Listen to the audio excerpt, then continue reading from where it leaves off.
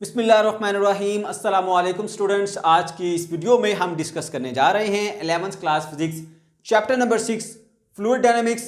और आज का जो हमारा टॉपिक है वो है एप्लीकेशंस ऑफ बर्नौली इक्वेशन, जिसमें पहली दो एप्लीकेशन जो कि बहुत ही आसान और सिंपल सी हैं उनको डिस्कस करेंगे।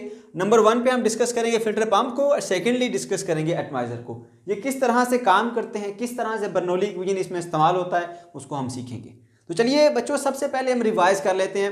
आपको ये बता दूं कि अगर आपने बर्नौली इक्वेशन को प्रॉपर तरीके से अंडरस्टैंड नहीं किया व उसको सीखा नहीं है तो प्लीज़ पहले आप इस चैप्टर 6 की प्लेलिस्ट में जाके बर्नौली इक्वेशन को बहुत अच्छे तरीके से सीख लें, क्योंकि जब तक उसका मुकम्मल कंसेप्ट नहीं होगा ना, आपके लिए एप्लीकेशन को सही से समझना मुश्किल होगा। तो चलिए स्टार्ट करते हैं। कुछ मेन पॉइंट्स को हम रिवाइज करेंगे। बर्नौली इक्वेशन हमें क्या कहती थी?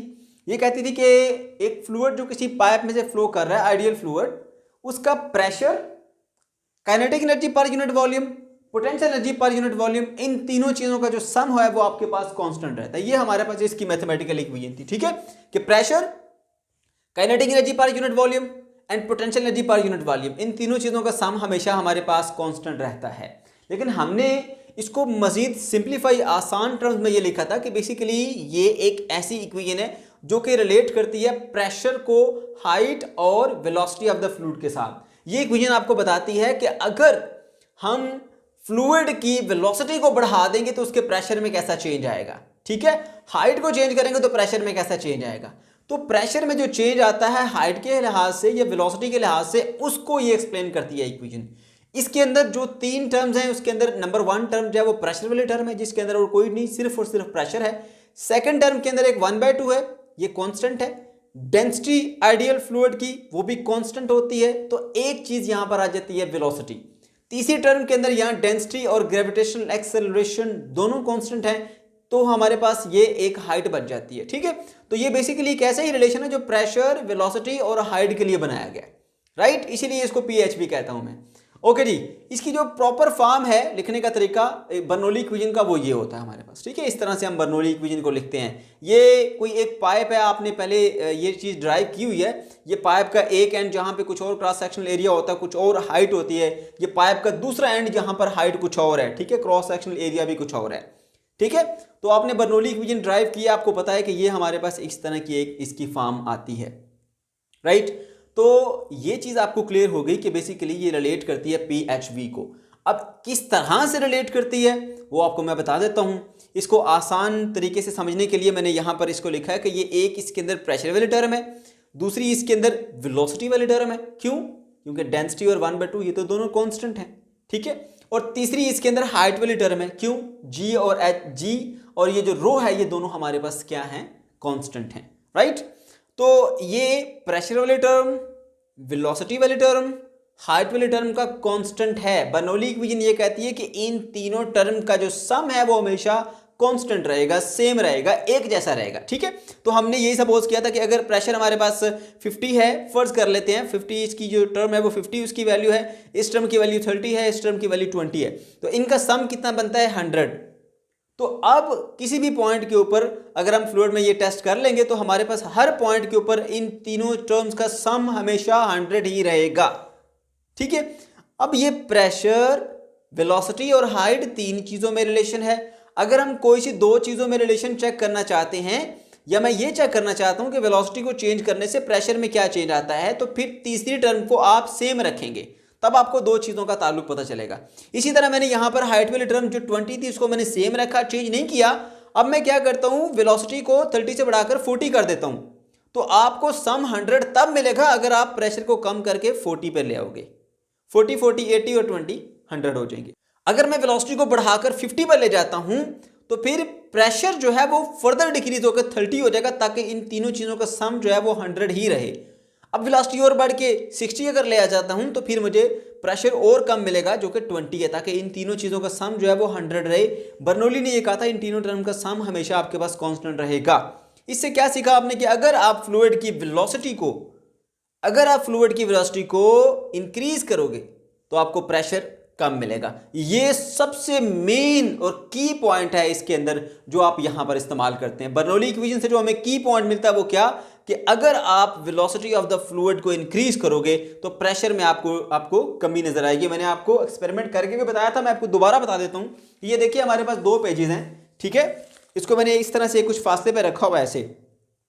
मैं इसके दरमियान से तेजी से एक फूंक मारूंगा, जिससे क्या होगा, हवा की जो स्पीड है, गैस की जो स्पीड है, इसके दरमियान से बढ़ जाएगी। उससे क्या होगा, इसके दरमियान प्रेशर कम हो जाएगा और दोनों साइडों से हवा इसको प्रेस करेगी और ये दोनों पेजेस ऐसे मिल जाएंगे, ठीक है। ये देखिएगा जरा,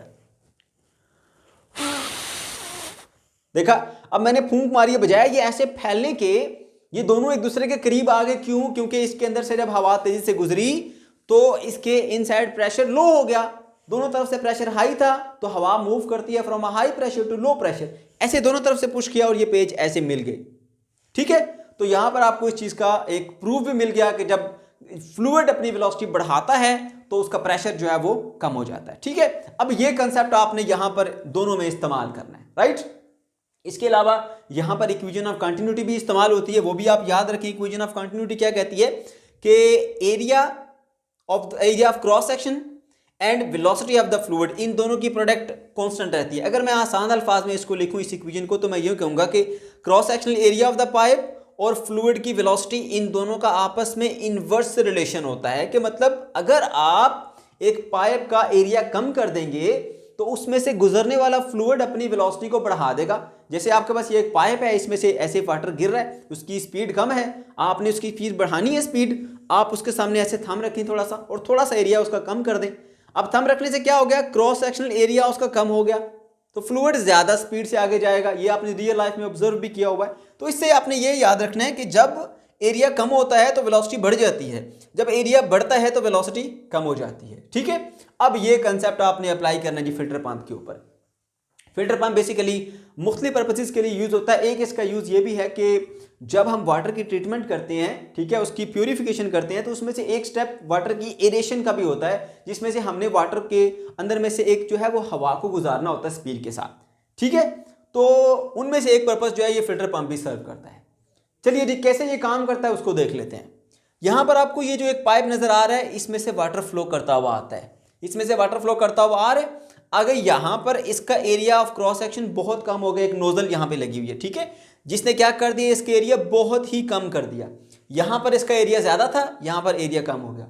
इक्वेशन ऑफ कंटिन्यूटी क्या कहती है कि जब आप एक पाइप का क्रॉस सेक्शन एरिया कम कर देंगे तो उसमें से गुजरने वाला फ्लूइड अपनी वेलोसिटी को बढ़ा देगा। तो अब जब यहां से फ्लूइड गुजर रहा है, पहले एरिया ज्यादा था, जब अचानक एरिया कम होगा तो फ्लूइड अपनी वेलोसिटी को यहां से बढ़ा देगा। फ्लूइड जब मूव करता हुआ यहां से जा रहा है, यहां पर वेलोसिटी बढ़ जाएगी। वेलोसिटी बढ़ने से क्या हुआ, इसके साथ जो एयर है वो भी स्पीड से बाहर की तरफ मूव करेगी, ठीक है। अब जब यहां वेलोसिटी बढ़ेगी तो अकॉर्डिंग टू बर्नौली इक्वेशन, जब वेलोसिटी बढ़ती है तो प्रेशर कम हो जाता है, यहां पर एयर का प्रेशर कम हो जाएगा। अब साथ में यहां पर ये एक वेसल है, इसमें से एयर जो है वो स्पीड के साथ इधर मूव करेगी, क्योंकि यहां पर प्रेशर अभी हाई है, यहां पर प्रेशर लो हो गया, ठीक है, क्योंकि यहां पर फ्लूइड की स्पीड बढ़ गई, स्पीड बढ़ने से यहां प्रेशर लो हो गया। इधर प्रेशर हाई, इधर प्रेशर लो, तो एयर मूव करती है from a region of high pressure to low pressure. ऐसे स्पीड के साथ एयर आएगी और इसमें से गुजरती हुई जाएगी। यहां पर एयर और वाटर का जो मिक्सचर है वो इससे यूं बाहर आ जाएगा, ठीक है बच्चों। तो ये इस तरह से हमारा फिल्टर पंप काम करता है। फिर से गौर से सुन लें, इस पाइप में से वाटर फ्लो करता हुआ आ रहा है, जब वो इस नोजल से गुजरेगा तो क्योंकि नोजल ने एरिया बहुत ही कम कर दिया, जिससे क्या होगा, ये फ्लूइड अपनी स्पीड को बढ़ा देगा। जब ये स्पीड से मूव करेगा ऐसे, तो यहां इसके साथ एयर भी स्पीड से मूव करेगी, ठीक है। जब स्पीड यहां बढ़ेगी तो यहां पर जो प्रेशर है वो कम हो जाएगा, ठीक है। जैसे हमने यहां पर देखा था, ये टर्म मैंने आपको बताई थी, बर्नौली ने कहा कि ये तीनों टर्म का सम आपके पास कांस्टेंट रहेगा, ठीक है। यहां पर देखिए, जैसे जैसे मैंने स्पीड बढ़ाई थी वैसे वैसे प्रेशर भी यहां पर कम हो गया। स्पीड को बढ़ाया, प्रेशर कम हो गया। यहां पर अब मैंने आपको एक्टिविटी भी करके बताई कि 2 पेजेस में से हवा को तेजी से गुजारा था, वो पेजेस ऐसे मिल गए क्योंकि उसके अंदर प्रेशर लो हो गया था, बाहर प्रेशर ज्यादा था, एयर ने पुश किया और वो दोनों पेजेस साथ में मिल गए। तो ये है हमारी पहली एप्लीकेशन जिसमें हमने फिल्टर पंप को, एक आसान सी छोटी सी एग्जांपल है ये। सेकंड हमारे पास है जी एटमाइजर। ये क्या होता है, ये जो अक्सर आप परफ्यूम ऐसे छिड़कते हैं, ठीक है, तो आप उसको ऐसे प्रेस करते हैं तो उसमें से जो परफ्यूम के मॉलिक्यूल्स हैं, जो पार्टिकल्स हैं, ये फ्लूइड के पार्टिकल, वो स्पीड के साथ बाहर आते हैं और एक स्प्रे की शक्ल में बाहर निकलते हैं, ठीक है। ओके, और मुख्तलिफ एग्जाम्पल हैं इसकी, जैसे आप जब कपड़े वगैरह इस्त्री करते हैं तो उसको आप शावर से ऐसे प्रेस करके पहले थोड़ा गीला कर लेते हैं, ठीक है, तो वहाँ पर भी इसी तरह से एक स्प्रे सी वाटर की जो है वो बाहर आती है। तो ये एटमाइज़र किस तरह से काम करता है उसको देख लेते हैं। इसके अंदर इक्वेशन ऑफ कंटिन्यूटी का भी इस्तेमाल होगा और बर्नौली इक्वेशन का भी इस्तेमाल होगा। बर्नौली इक्वेशन ने क्या बताया, हमारा जो मेन की पॉइंट है वो क्या, कि जब फ्लूइड अपनी वेलोसिटी बढ़ाता है तो उसमें जो प्रेशर है वो कम हो जाता है, ठीक है, ये बात याद रखनी, यही कंसेप्ट यहां पर इस्तेमाल होगा। अब देखिए यहां पर ये इसका एक एयर बैग होता है, ये एक पाइप है जिसका क्रॉस सेक्शनल एरिया यहां से ज्यादा है, ठीक है। अब इसके बाद यहां वाला जो रीजन है यहां पर क्रॉस सेक्शनल एरिया जो है वो पाइप का कम हो गया, राइट, ओके। अब होता क्या है, इसके साथ जहां पर ये क्रॉस सेक्शनल एरिया पाइप का कम है वहीं से हमने एक पाइप लिंक किया हुआ है जो कि इस फ्लूइड के अंदर, चाहे वो परफ्यूम है चाहे कुछ भी है, उसके अंदर ये डिप है, राइट। हम जब यहां से इसको ऐसे प्रेस करते हैं, यहां से प्रेस करते हैं तो इसके अंदर से जो एयर के पार्टिकल्स हैं, ये जो एयर है वो यहां से आगे की तरफ बढ़ती है, यहां पर एरिया ज्यादा है, ठीक है।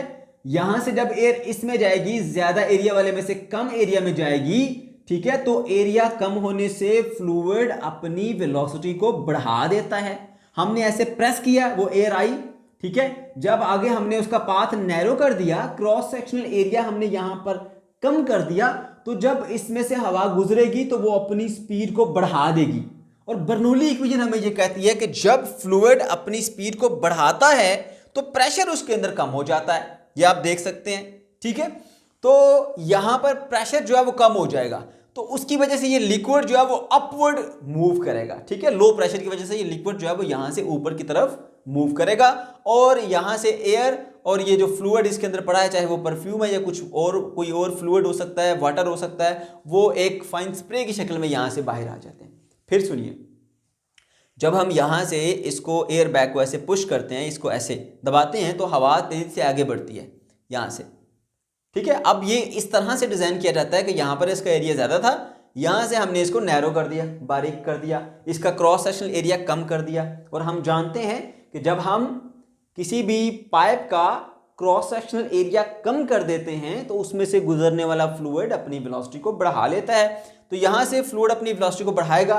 बर्नौली इक्वेशन ये कहती है कि जब फ्लूइड अपनी वेलोसिटी को बढ़ाता है तो वहां पर प्रेशर लो हो जाता है। अब इधर प्रेशर लो हो जाएगा, लो प्रेशर की वजह से ये फ्लूइड जो है वो अपवर्ड मूव करेगा और एयर और जो ये फ्लूइड है उनका मिक्सचर इससे बाहर आएगा एक स्प्रे की शक्ल के अंदर। तो बच्चों ये था हमारा सिंपल सा टॉपिक एटमाइजर का, हमने 2 एप्लीकेशन ये देखी है। अब नेक्स्ट एप्लीकेशन हम नेक्स्ट वीडियो के अंदर डिस्कस करेंगे।